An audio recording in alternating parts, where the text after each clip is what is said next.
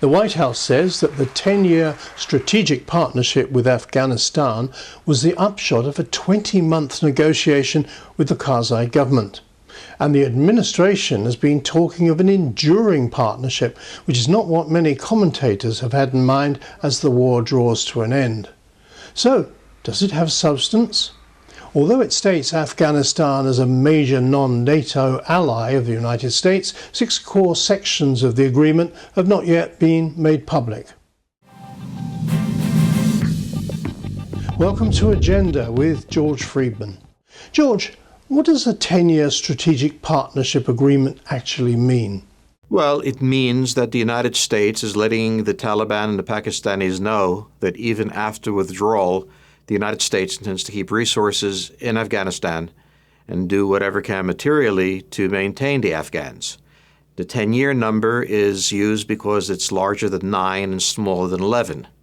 In other words, it has no particular meaning, nor does the U.S. policy remain constant for that long under any circumstances. But what this really tries to do is tell the Taliban that 2 of the things they wanted to get in any negotiation, one of which was a much faster withdrawal of U.S. forces, and secondly, an end of American presence in Afghanistan, they're not going to get. Now, whether this is a negotiating position on the part of the United States or actually a strategic decision that's been made is unclear.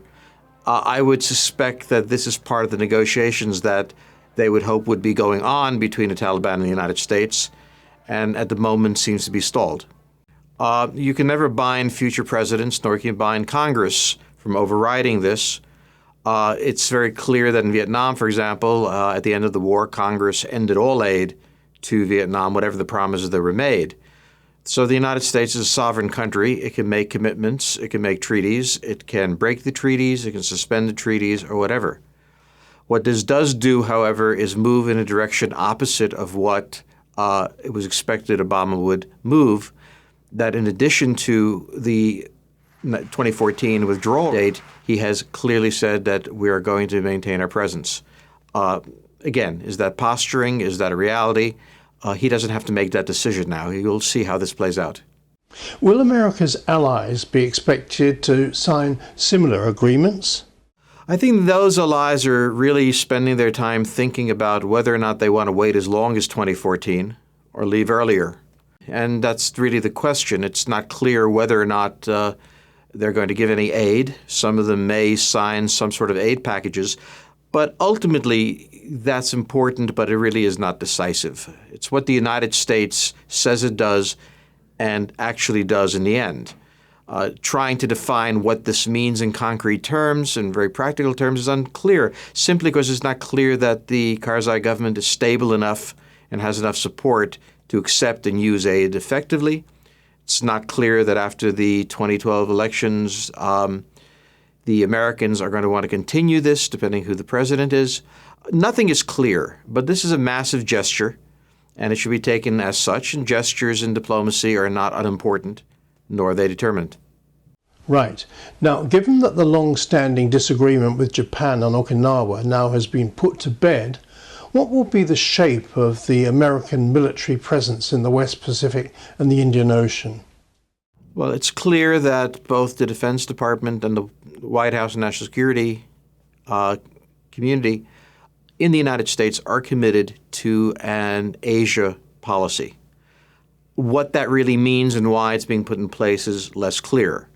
Stratfor's position on China is that it's not really capable of maintaining a significant aggressive maritime policy in the face of the U.S. Navy, and that the United States has no interest or capability of intervening on the mainland of Asia.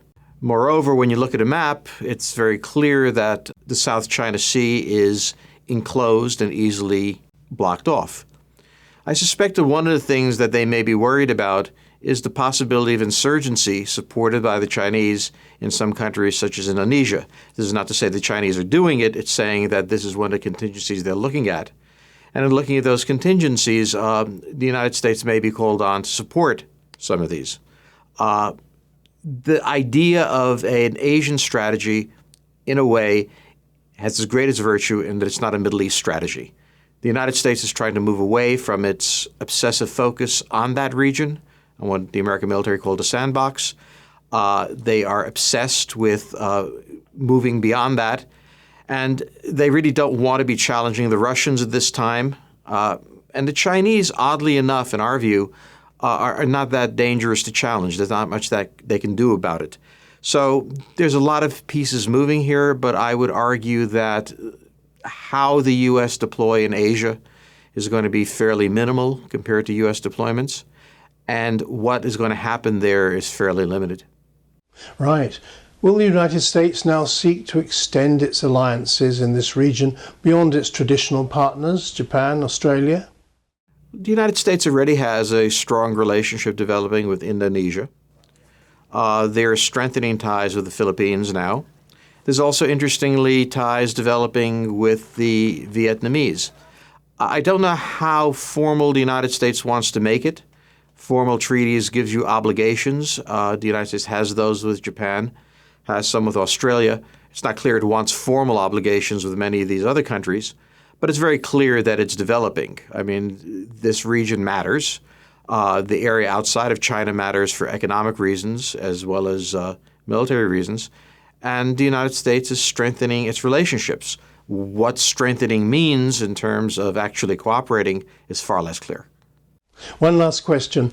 There's a tiny bit of real estate in the Indian Ocean, the Cocos Islands, part of Australia. There's a lot of talk of it being leased to America as a base, possibly for drones.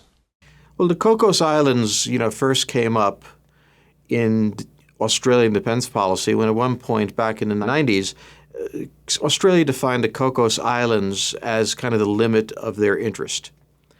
It's interesting that it's coming up again. It is an American base. The United States is clearly interested in sea lane control, particularly sea lane control in the Indian Ocean.